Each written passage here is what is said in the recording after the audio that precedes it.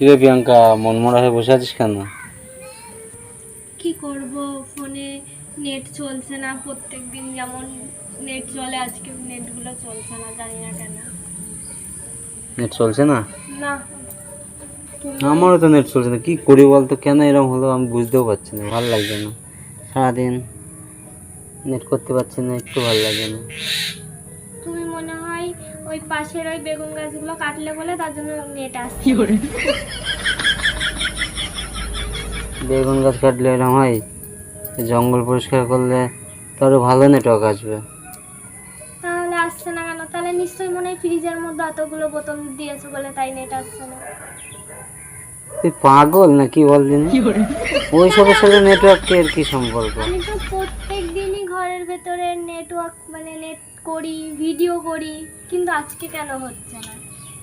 দরজা দিয়ে তাও আবার। আমিও তো ওটাই ভাবছি, কি হলো বলদিন? নেট কি আমি করতে পারবো না তাহলে নাকি? তাহলে হয়তো ভিডিও আর হবে না। আমার মনে হচ্ছে ওই পাপোশটা টিনের চালের উপর দিয়েছিস বলে তাই মনে হয়। হ্যাঁ, ঠিকই বলেছো।